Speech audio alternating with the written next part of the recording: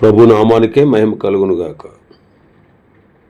కూడి వచ్చిన మీ అందరికీ, కర్మల ఆత్మీయ సహవాస సంఘ విశ్వాసులందరికీ మన ప్రభువును ఆయన ప్రియ కుమారుడునైన యేసుక్రీస్తు వారి శ్రేష్టమైన నామములో శుభములు మరియు అందరికీ వందనాలు. యెహెజ్కేలు గ్రంథం 2వ అధ్యాయాన్ని మనం ధ్యానం చేసుకుందాం. యెహెజ్కేలు గ్రంథం 2వ అధ్యాయం. ఇందులో ముఖ్యాంశం ఏంటంటే ప్రవక్త యొక్క పిలుపు. ప్రవక్త పిలుపు, దేవుని చేత అతడు పిలువబడు. మొదటి వచనం చదువుదాం. నరపుత్రుడా, నీవు చక్కగా నిలవబడము, నేను నీతో మాట్లాడవలను అని ఆయన నాతో మాట్లాడినప్పుడు ఆత్మ నాలోనికి వచ్చి నన్ను నిలువబెట్టెను. అప్పుడు నాతో మాట్లాడిన వాని స్వరము వింటెను. నరపుత్రుడా అనే మాట ఈ గ్రంథంలో చాలాసార్లు మనం చూస్తాం. ఈ మాట ప్రభువైన యేసుక్రీస్తు వారిని సూచించింది కాదు, కానీ దీని అర్థం ఏంటంటే బలహీనుడు, మర్త్యుడు అయిన మానవుడు అని దాని అర్థం. మానవుడు దీనస్థితిని, మానవుని యొక్క అసమర్థతను ఈ మాట చూపిస్తూ ఉంది. ఇలాంటి అసమర్థుడైనటువంటి మానవుడు దేవుని మీద ఆధారపడవలసిన వాడుగా ఉన్నాడు. యెషయా గ్రంథం 26వ అధ్యాయం 3వ వచనాన్ని మనం చదివితే, యెషయా గ్రంథం 26:3, ఎవని మనస్సు నీ మీద ఆనుకొనునో వానిని పూర్ణ శాంతి కలవానిగా కాపాడుదువు అంటున్నాడు భక్తుడు. అవును, మానవుడు దేవుని మీద ఆధారపడినప్పుడు శాంతి సమాధానాలు కలిగిన వాడుగా ఉండగలడు. శాంతి సమాధానాలు కలిగిన వాడుగా ఉండగలడు.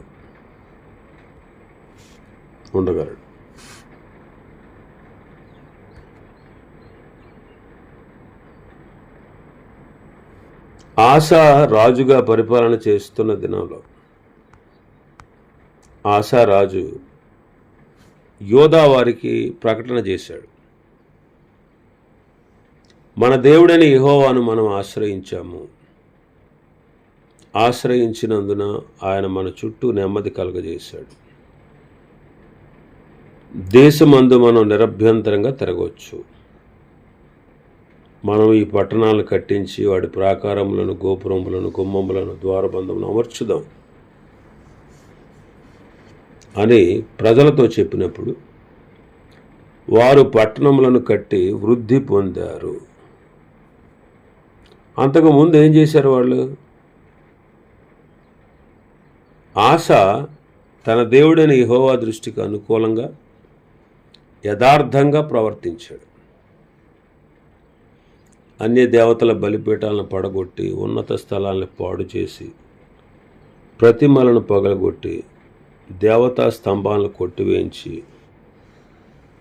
వారి పితరుల దేవుడైన యెహోవాను ఆశ్రయించుటకు, ధర్మశాస్త్రాన్ని బట్టి, విధిని బట్టి క్రియలు జరిగించుటకు యోధా వారికి ఆజ్ఞాపించి ఉన్నత స్థలములను, సూర్యదేవతా స్తంభములను యోధావారి పట్టణములన్నిటిలో నుండి తీసివేయించాడు. కాబట్టి అతని ఏలుబడి యందు దేశము నెమ్మదిగా ఉన్నది. ఆ సంవత్సరాల్లో అతనికి యుద్ధం లేకపోవడం వల్ల దేశంలో నెమ్మది కలిగి ఉంది. దేవుడైన యెహోవా అతనికి విశ్రాంతి దయచేసి ఉండగా అతడు యోధా దేశమున ప్రాకారములు గల పట్టణాలని కట్టించాడు అని చదువుతాం. కాబట్టి దేవుని మీద ఆధారపడ్డాడు. ఎవని మనస్సు ఆయన మీద ఆనుకుంటుందో ఆయన వారిని పూర్ణ శాంతి గలవానిగా కాపాడుదును అంటాడు. దావీదు కూడా దేవా, నీ రెక్కల చాటున శరణజొచ్చి ఉత్సాహ ధ్వని చేస్తాను అంటాడు. మానవుడు ఏ విషయంలో కూడా అతిశయించడానికి అవకాశం లేదు. నీవు నేను కేవలము చేతగాని వాళ్ళమని మనం గుర్తించాలి. మనం ప్రభు మీద ఆనుకోవాలి. అప్పుడు ఆయన మన ద్వారా గొప్ప కార్యాలు చేయించగలడు. పౌలు అపొస్తలుడైన బర్నబాలు వారి జీవితాల్లో దేవుడు గొప్ప కార్యాలు చేయించాడు.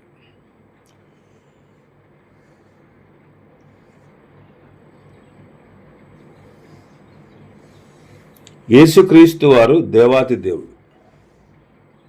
ఆయన దేవాతి దేవుడై ఉండి కూడా మనుష్య రీతిగా ఈ లోకానికి శరీరధారిగా వచ్చారు. ఈ లోకంలో 33.5 సంవత్సరాలు ఉన్నారు. తన సేవా పరిచర్య కాలంలో 3.5 సంవత్సరాల కాలంలో ప్రభు తానే తనను గూర్చి మనుష్య కుమారుడు అని చెప్పుకున్న సందర్భాలు 4 సువార్తల్లో మనం చూస్తాం. కాబట్టి ఆయన శరీరధారిగా వచ్చినప్పుడు ఆయన తనను తాను తగ్గించుకున్నారు. ఇక్కడ మొదటి వచనంలో మనం చూస్తే, నరపుత్రుడా నీవు చక్కగా నిలబడము అన్నాడు. నరపుత్రుడా నీవు చక్కగా నిలువబడుము, నేను నీతో మాట్లాడాలి అని ప్రభు చెప్పారు. 2వ వచనంలో ఆయన నాతో మాట్లాడినప్పుడు ఆత్మ నాలోనికి వచ్చి నన్ను నిలువబెట్టెను, అప్పుడు నాతో మాట్లాడిన వాని స్వరము నేను విన్నాను అంటారు. మొదటి వచనంలోనేమో చక్కగా నిలబడము అన్నాడు, నేను నీతో మాట్లాడాలి అని చెప్తున్నాడు. కానీ 2వ వచనంలో ఆయన నాతో మాట్లాడినప్పుడు ఆత్మ నాలోనికి వచ్చి నన్ను నిలువబెట్టెను అని చెప్తున్నారు. ఇందులో మానవుని యొక్క బాధ్యత, దేవుని కార్యం రెండూ కనబడతా ఉన్నాయి. చక్కగా నిలబడటం అనేది మానవునికి సాధ్యము కాదు. కానీ చక్కగా నిలబడుటకు మానవుడు కోరిక గలవాడే ఉంటే, తాను అసమర్థుడనని గుర్తించగలిగితే దేవుడు చక్కగా నిలబెట్టగలడు. కాబట్టి మనం ప్రభు మీద సంపూర్ణంగా ఆధారపడాలి. ఈ మాటలలోని భావం ఏంటంటే, నరపుత్రుడు అనేది మానవుని అసమర్థతను, చక్కగా నిలువబడుట అనేది దేవుని మీద ఆధారపడుటను సూచిస్తూ ఉంది. కాబట్టి ప్రభువు నిలబెట్టేవాడు. సామెతల గ్రంథకర్త ఏమన్నాడు? నీ స్వబుద్ధిని ఆధారం చేసుకోకుండా నీ ప్రవర్తన అంతటిపైన ఆయన అధికారములకు ఒప్పుకొనవలెను అంటాడు. కాబట్టి ప్రభువు మనలను నిలవబెట్టుటకు సమర్థుడు. మనం గత రోజు చెప్పుకున్నాం, రోమాపత్రిక 14:4 ప్రభువు నిలబెట్టుటకు సమర్థుడు. యోధాపత్రిక 1వ అధ్యాయం 24వ వచనంలో తొట్టిల్లకుండా మనల్ని కాపాడుతాడు, తన మహిమ ఎదుట నిర్దోషులుగా మనలను నిలవబెట్టగలడు. కాబట్టి మన ప్రవర్తన ఆయన చేతనే స్థిరపరచబడుతుంది. కీర్తనకారుడు అదే అంటాడు. 37వ కీర్తన 23వ వచనాన్ని మనం చదివితే, ఒకని నడత యెహోవా చేతనే స్థిరపరచబడును. వాని ప్రవర్తన చూచి ఆయన ఆనందించును అంట. కాబట్టి చక్కగా నిలబడటం వలన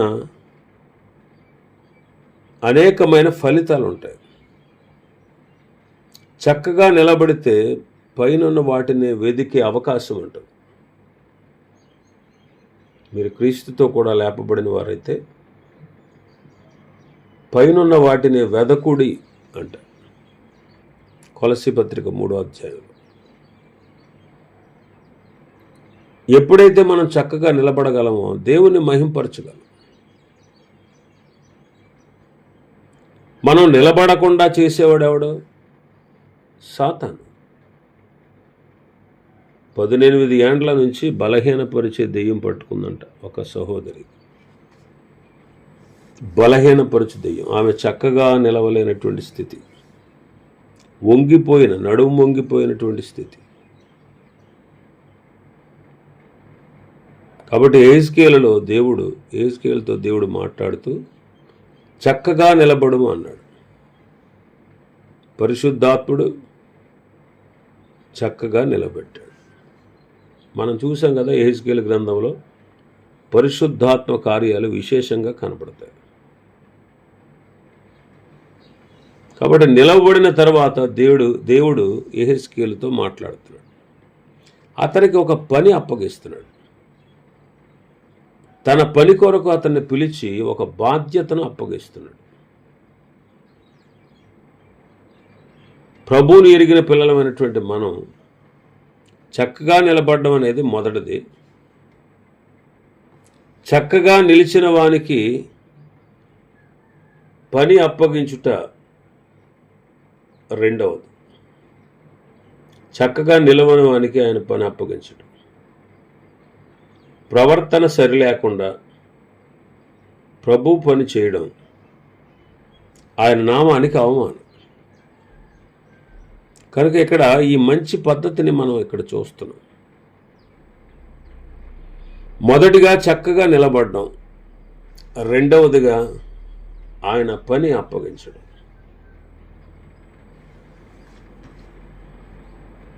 ఇంకా మన భాగంలోకి వస్తే ఆయన నాతో ఇట్లనను.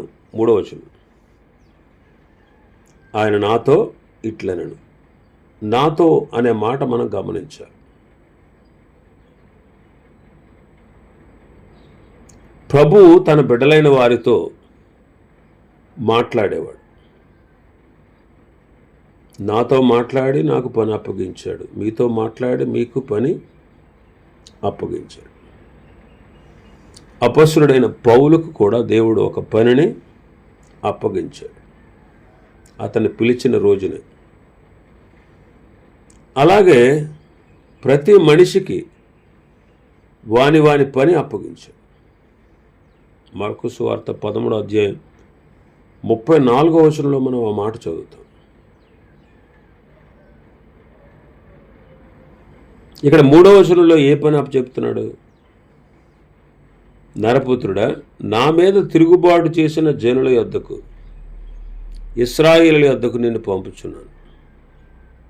వారును వారి పితరులను నేటి వరకును నా మీద తిరుగుబాటు చేసిన వారు సిగ్గుమాలిన వారు, కఠిన హృదయులై ఉన్నారు. వారి యొద్దకు నేను నిన్ను పంపుతున్నాను.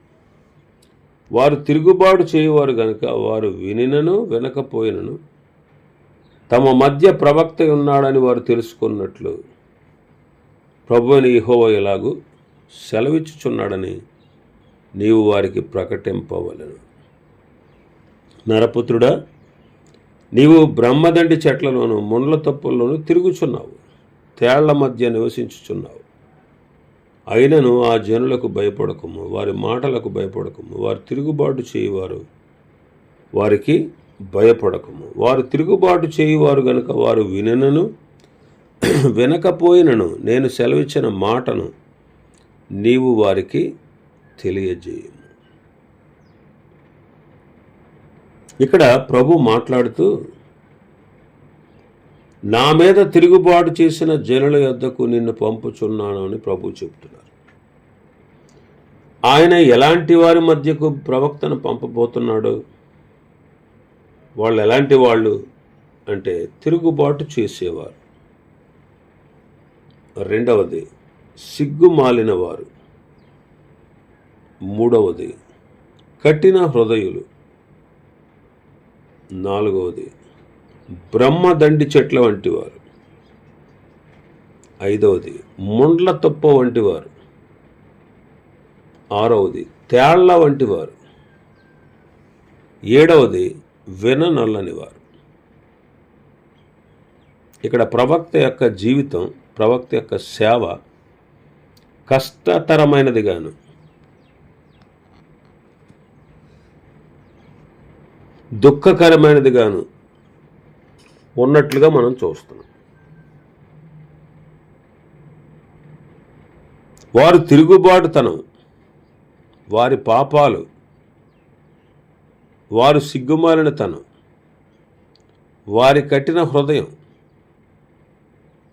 ఎలాంటి చెట్లతో దేవుడు వారిని పోలుస్తున్నాడు? దాన్ని తేళ్ల మధ్య నివసిస్తున్నారని.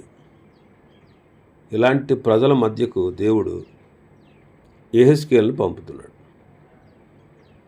మరి ఇటువంటి వారి మధ్యలో పనిచేయడం అనేది చాలా కష్టతరం, ప్రాణాపాయం. కఠినుల మధ్యలో, ఇతరులకు హాని కలిగించు వారి మధ్యలో పనిచేయడం అనేది ఎంతో కష్టం. ఇటువంటి ప్రజల మధ్యకు ప్రభు నిన్ను పంపిస్తే నువ్వు వెళతావా? డేవిడ్ లివింగ్స్టన్ అనేటువంటి దైవజనుడు, సిటీ స్టడ్ అనేటువంటి దైవజనులు, ఇలాంటి గొప్ప మిషనరీలు ఆఫ్రికాలో నరమాంస భక్షకుల మధ్యకు వెళ్ళి పనిచేశారు. అంటే ఆఫ్రికాలో సువార్త ప్రకటించుట కొరకు అమెరికాలో కొన్ని కుటుంబాలు నాశనమయ్యాయి, నాశనం కావాల్సి వచ్చాయి. అయినా సరే అనేక మంది దేవుని సేవకులు తన ప్రాణాలను లెక్క చేయక నశించిపోతున్న ఆత్మల యొక్క రక్షణార్థమై త్యాగసహితంగా పనిచేశారు. ఈనాడు యెహెజ్కేలు పని కూడా ఇలాగే ఉంది. 6వ వచనంలో చూస్తే, బాబు ఎలాంటి జనులైనా సరే ఆ జనులకు నీవు భయపడకుము, వారి మాటలకు భయపడకుము, వారు తిరుగుబాటు చేయువారు, వారికి భయపడకుము అంటారు.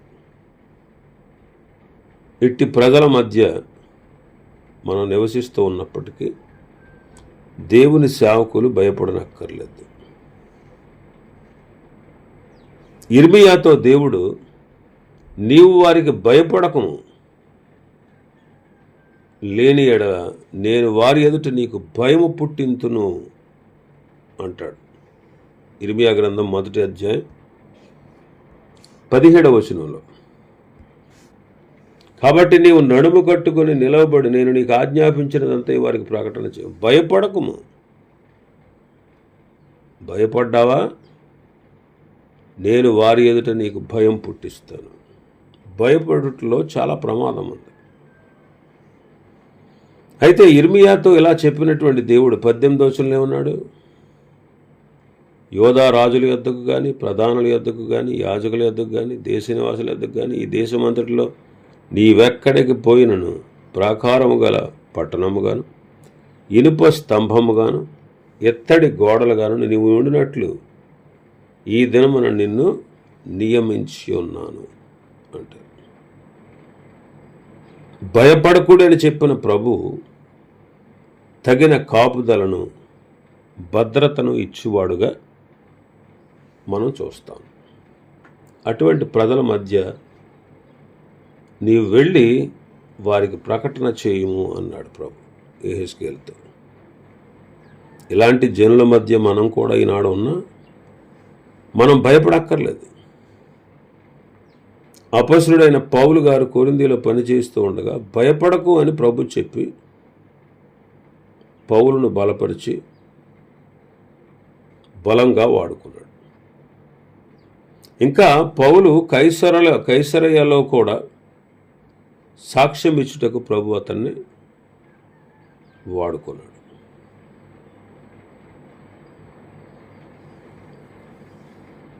ప్రభు కొరకు వాడబడడం మాత్రమే కాదు, కానీ ప్రభు నిమిత్తము ప్రాణం పెట్టవలసి వచ్చిన